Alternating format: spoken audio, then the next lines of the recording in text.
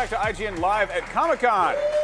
Everybody wakes up on the wrong side of bed sometimes, but what happens when you wake up on the wrong side of bed in Arkham Asylum in a post-apocalyptic wasteland, and then it gets weirder from there? Well, that's what happens in Batman: Last Night on Earth. Here to talk about it, we've got Scott Snyder, Greg Capullo, and resident comic book guy here at IGN, Joshua Yale. What's up, guys? Hey. Nice to see you again.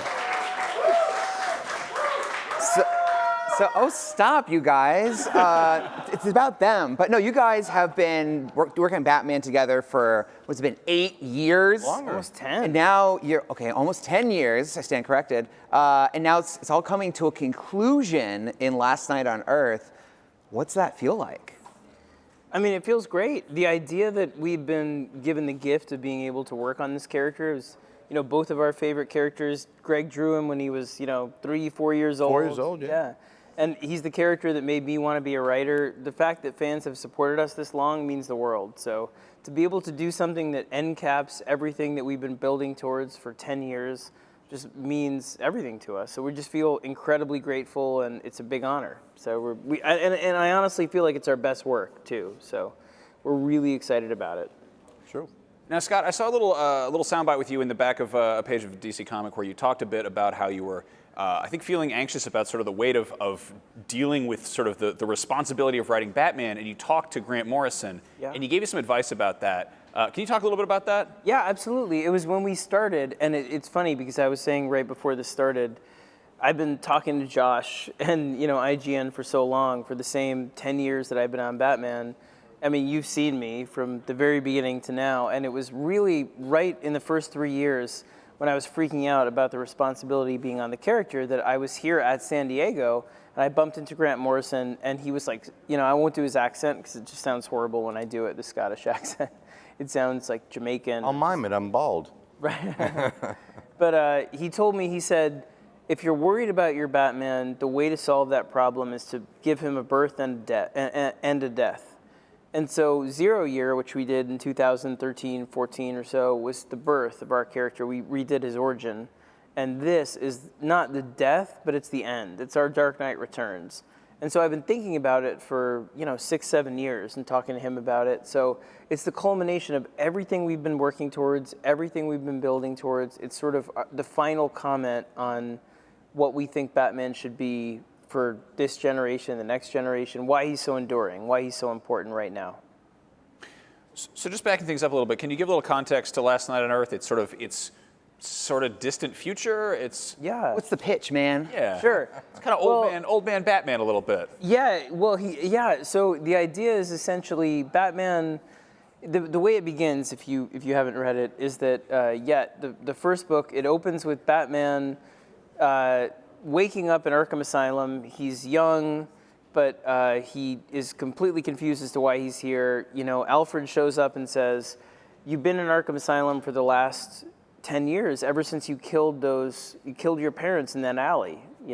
And he looks around and he sees his chiropractor looks a lot like Bane, and his therapist looks like Joker, and he realizes maybe Batman was just this big illusion, right? Maybe all of it was just this kind of big, grand, sort of imaginative, construct that he made.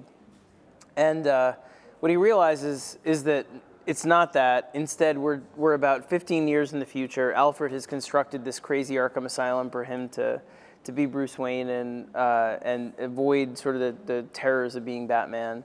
And instead, the world Alfred was protecting Bruce from this kind of world that's been completely destroyed by Lex Luthor and the villains. And so Batman and Joker, he finds Joker's head in a jar outside of the asylum as he climbs out, go on this great odyssey to sort of figure out what happened to the DCU and how to save it from itself. You mentioned Joker's head in a jar. And let's talk about that. Let's talk about that. Yeah. That's the real reason we brought you on. That's part of the sales pitch. Seriously, it was. Greg, no, you've drawn so many messed up things, but there it is. Oh my, see, this is so disturbing. And even though it's a severed head in a jar, it's animated, he's still talking. Yeah. It actually kind of reminds me of like a Green Lantern, the sort of the design of it, but what the hell's going on there? Well, I don't know if we want to give off, why his head is there, kept alive in the jar. but he's almost like becomes Batman's Robin in this tale, right? Would you say that's fair, Scott? Very much, yeah. And but anyway, Scott always gives me these sales pitches, like for Metal, it was like, and Batman has these 2 battle axes, and there's a Joker dragon. That's cool, right? He always says that's cool, right? And of course he sells me right away on that stuff. So yeah, with this part of the appeal of the story was the Joker's head in the jar, and he's given me so many great toys to play with, and taken me in so many different settings and places in the story. So I don't want to give away too much about the Joker, but we're gonna have a lot of fun with it. And the way he's writing it is so comedic. It really takes some of the edge off of some of the darker elements. What you say? Yeah, I would just say that the story is very much about what if the Joker was right. The Joker, in our mythology, the Joker always says, there's really no meaning to life. Batman is all about everything you do means something. The way you win is to understand that your actions have consequence, have meaning. He was created by somebody who did a meaningless act of violence. Batman uses that as fuel to become this engine of meaning, right? The Joker's the one that says you win by realizing your actions have no consequence, nothing matters, that.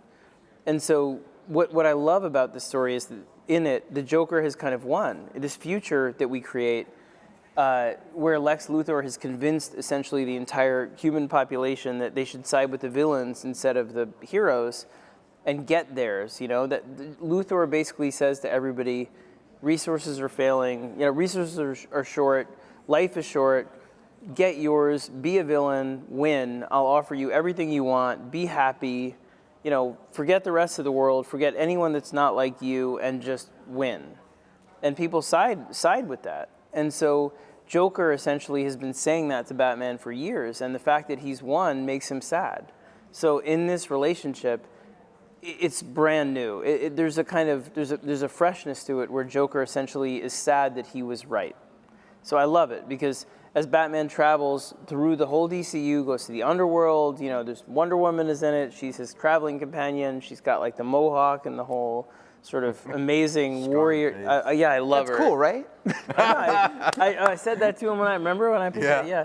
I love it. Is pretty cool. It is cool. Wonder Woman's great. You see, there's so many characters I don't want to give away that are in it, but this is journey. like all of them. Yeah, everybody. But this is only 1 issue deep right now. You've got 2 more to go, right? Yeah. The second one comes out on the 31st. Yeah. Well, so I'm they're down all to read more, but oversized. I want to bug you guys about a different sort of universe that you're also dabbling around in. Spawn 300 is coming up. yes.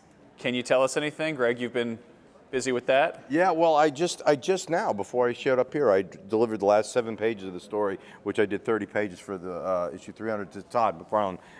So I just delivered that before I showed up here.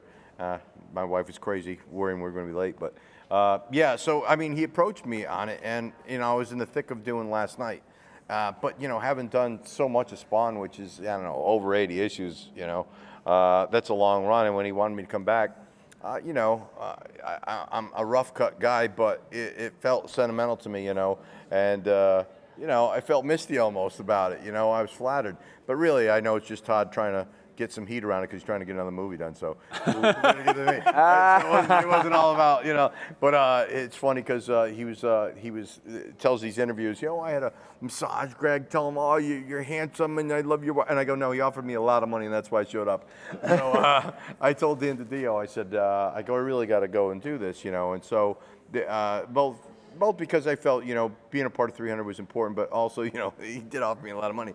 And so that part was true. And so I said, you have to let me do this. So they moved our schedule around for the release dates of last night to allow me to do this. And so, I finished my obligations, and it feels good. And a lot of fans who've been, Spawn fans forever, and my fans on Spawn forever, are all like, oh, rabid to pick up issue 300. So I'm excited for it.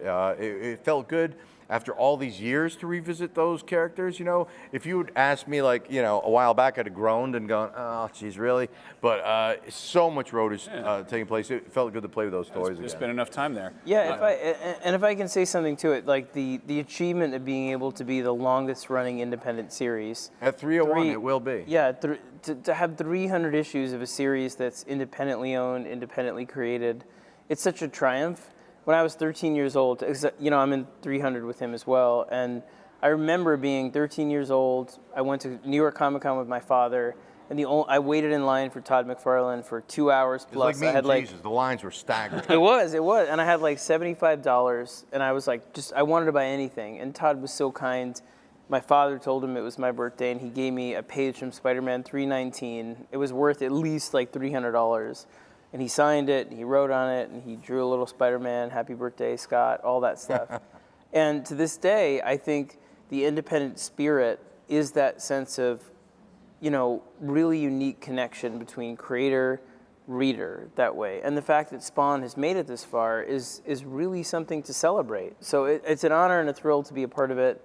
We can't wait for fans to see it. It has a lot of crazy, crazy story, and it turns the whole series on its head. So awesome. Well, thank you guys so much. Joshua, thank you as well. Comic-Con is winding down, but if you want to find out more about Batman Last Night on Earth or Spawn 300, go support your local comic shop. Up next, we have a very special Doom Patrol interview. Just don't go anywhere. Stick around. We'll be right back.